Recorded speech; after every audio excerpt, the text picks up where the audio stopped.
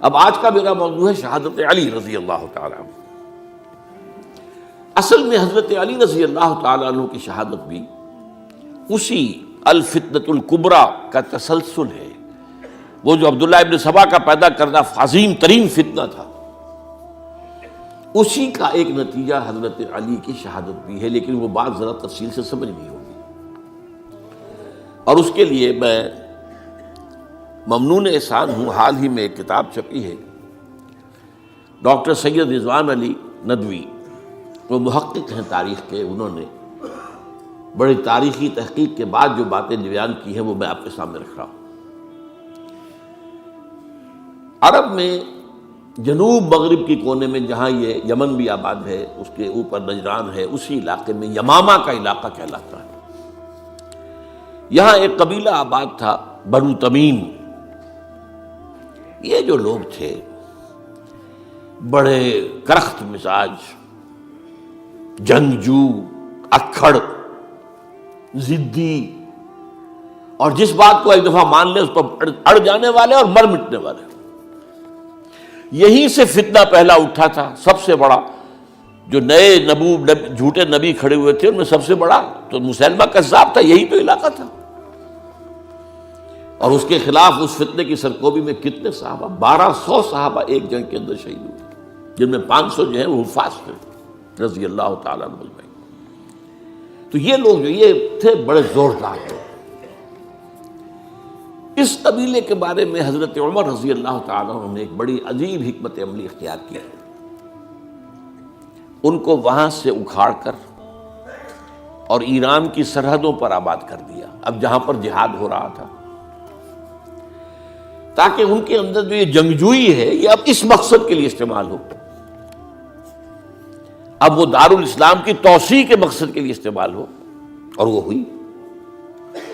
حضرت عمر نے 2 چھاؤنیاں بنائی تھی رضی اللہ تعالیٰ عنہ، کوفہ اور بصرہ، کیونکہ ظاہر بات ہے کہ اب جو اسلام کا دائرہ پھیل رہا تھا اور اسلامی حکومت پھیل رہی تھی، اور زیادہ تر جو ہے مشرق کی طرف پھیل رہی تھی، ایران اور خراسان وغیرہ کی طرف، تو اب مدینے سے اس کا کنٹرول اتنا آسان نہیں تھا، فاصلہ تھا، تو چھاؤنیاں بنائیں تاکہ یہ اس سرحد کے اوپر یہ موجودہ مرکز رہے، یہاں فوجیں موجود رہیں، کہیں کوئی بغاوت ہو تو اس کو کچلنے کے لیے وہ قوت فوری طور پر دستیاب ہو سکے۔ یہ لوگ ہیں کہ جو عبداللہ ابن سبا کی فتنے سے سب سے زیادہ متاثر ہوئے۔ ان کی مزاج میں وہ کجی تو تھی نا، حضرت عمر بھی ان کا جو ایک مضبوط کنٹرول تھا انہیں دبائے رکھا ہے، اور ان کا رخ جو ہے ایک دوسری طرف موڑ کر اس سے اسلام کو فائدہ پہنچایا۔ لیکن اس کے بعد جب فتنہ جو آیا یہ عبداللہ ابن سبا، تو سب سے بڑھ کر یہی لوگ اس کے ماننے والے، اور انہی میں سے وہ لوگ تھے جنہوں نے جانیں بھی دے دی ہیں، جنہیں حضرت علی نے زندہ جلایا ہے، اس لیے کہ وہ کہتے تھے کہ علی خدا ہے۔ اے علی تم خدا ہو، تم ہمیں آگ میں جلا رہے ہو، یہ تو تم ہمارا امتحان لے رہے ہو۔ وَلَنَبْلُوَنَّكُمْ بِشَيْءٍ مِّنَ الْخَوْفِ وَالْجُوعِ وَنَقْصٍ مِّنَ الْأَمْوَالِ وَالْأَنفُسِ وَالثَّمَرَاتِ، اب وہ اس آیت کو اپنے اوپر منطبق کر رہے ہیں۔ تو یہ جو کرخت لوگ تھے، انہوں نے در حقیقت جو ہے عبداللہ ابن سبا کے کردار میں سب سے بڑا رول پلے کیا، اور انہی کے ہاتھوں حضرت عثمان شہید ہوئے رضی اللہ تعالیٰ۔ اور اس کے بعد انہوں نے حضرت علی رضی اللہ تعالیٰ عنہ کو اپنے گھیرے میں لے لیا، کیونکہ انہی کی کثیر تعداد موجود تھی مدینے میں جب حضرت عثمان شہید ہوئے۔ اس کے بعد اب ظاہر بات ہے کہ کوئی نہ کوئی تو خلیفہ ہونا چاہیے تھا۔ حضرت طلحہ سے کہا گیا، انہوں نے معذرت کر لی، حضرت زبیر سے کہا گیا، انہوں نے معذرت کر لی۔ اب ظاہر بات ہے کہ حضرت علی آخر امت کو چھوڑا تو نہیں جا سکتا تھا بغیر امام کے، انہوں نے قبول کر لی، اگرچہ حضرت حسن روکتے رہے کہ ابا جان یہ ان لوگوں کی بیعت جو ہے آپ قبول نہ کیجیے۔ حضرت حسن تو ان میں سے ہیں جو حضرت عثمان کے دروازے پر کھڑے تھے پہرے دار کی حیثیت سے، حسن اور حسین رضی اللہ تعالیٰ عنہ، انہیں تو معلوم تھا فتنہ جو کون لوگ ہیں۔ اس کے بعد حضرت علی رضی اللہ تعالیٰ عنہ نے اسی حکمت سے، جس حکمت کے تحت حضرت عمر نے یہ چھاونیاں آباد کی تھی، دارالخلافہ بھی مدینے سے کوفہ منتقل کر دیا، تاکہ پورے عالم اسلام کو کنٹرول کیا جا سکے اس مرکز کے ساتھ۔ اس کا نتیجہ یہ نکلا کہ اب گویا کہ حضرت علی کے گرد ان لوگوں کا گھیراؤ مکمل، کوفے میں یہی تو آباد تھے، کوفی یہی تو تھے، حضرت عمر نے انہیں لا کے یہاں آباد کیا تھا۔ جب حضرت علی نے کوفے کو اپنا دارالخلافہ قرار دیا تو گویا کہ ان کا پھر عمل دخل بہت بڑھ گیا۔ ایک طریقے سے یہ کہا جا سکتا ہے کہ انہوں نے اب حضرت علی رضی اللہ تعالیٰ عنہ کو اپنے محاصرے میں لے لیا۔ چنانچہ جنگ جمل کے موقع پر یہ ہوا ہے کہ صلح ہو گئی تھی، حضرت عائشہ رضی اللہ تعالیٰ عنہ کے جو نمائندے تھے اور ادھر سے حضرت علی، صلح ہو گئی تھی، طے ہو گیا تھا کہ ہاں قاتلین عثمان کو جو ہے ان کو سزا دی جائے گی، قصاص لیا جائے گا حضرت عثمان کی قتل کا۔ لیکن ان لوگوں نے 10,000 آدمی کھڑے ہو گئے کوفے کے اندر، ہم سب قاتل ہیں عثمان کے، لوگ قصاص ہم سے اگر لے سکتے ہو،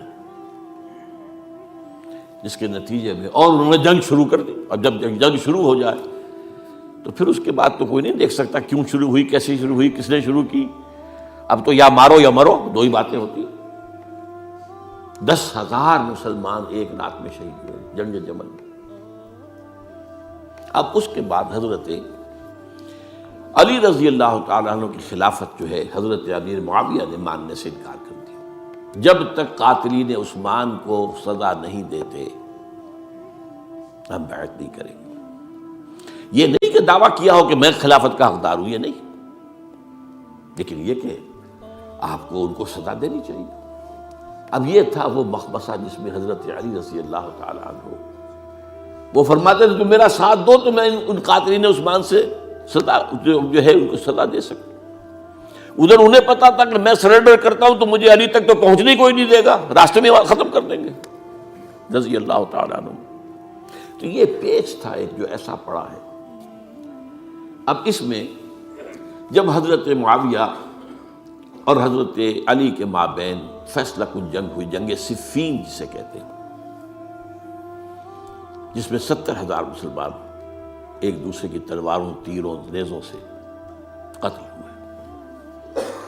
اس موقع پر حضرت معاویہ کی طرف سے ایک آفر آئی، قرآن مجید کو نیزے پر اٹھا کر لوگوں نے کہا کہ یہ خون ریزی بند کر دو، ہم قرآن کا فیصلہ ماننے کو تیار ہیں۔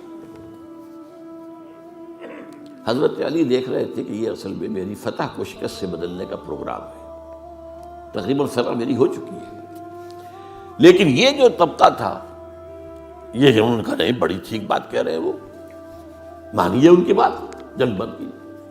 انہوں نے ہی یہی لوگ تھے جنہوں نے مجبور کیا حضرت علی کو کہ وہ تحکیم پر رضامند ہو جائے۔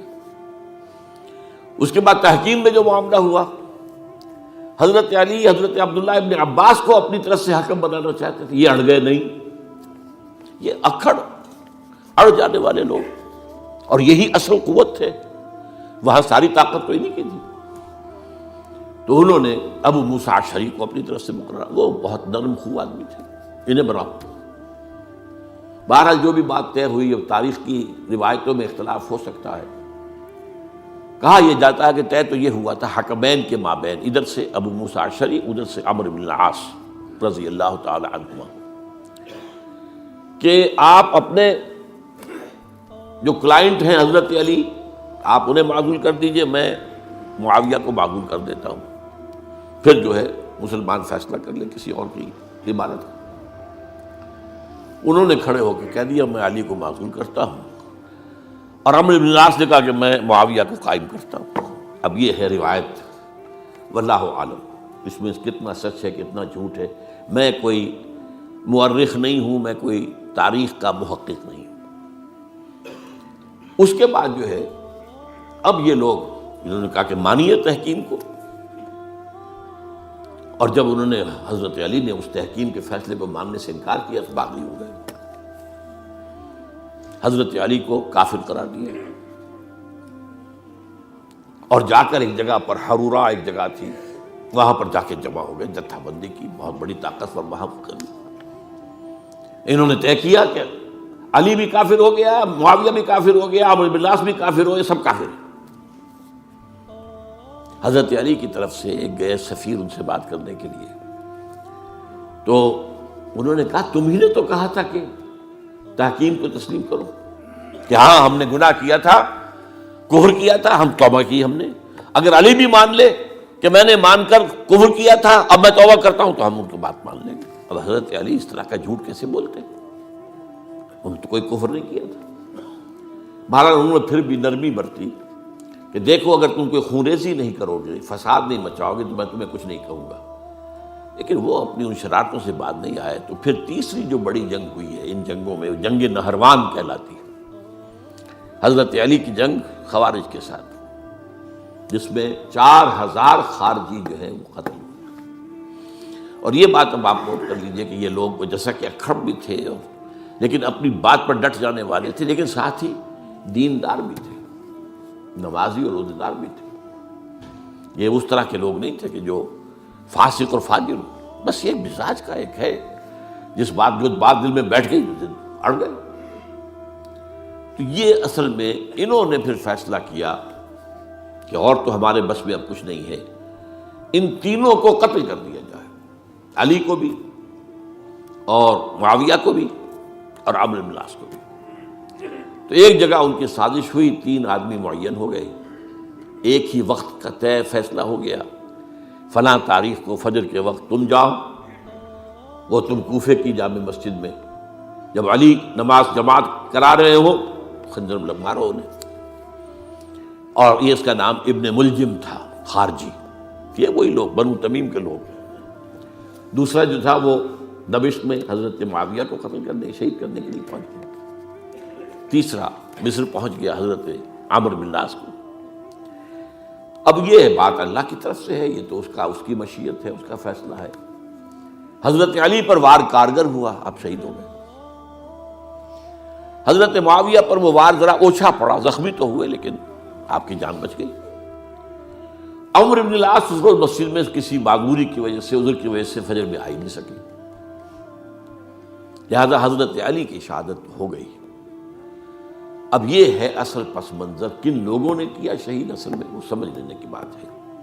یہ خوارج نے شہید کیا، لیکن خوارج کا فتنہ سبائی فتنے ہی کا آف شوٹ ہے، اسی کے ذیل میں ہے، اسی کی ایک شاخ ہے، اسی کا ایک نتیجہ ہے.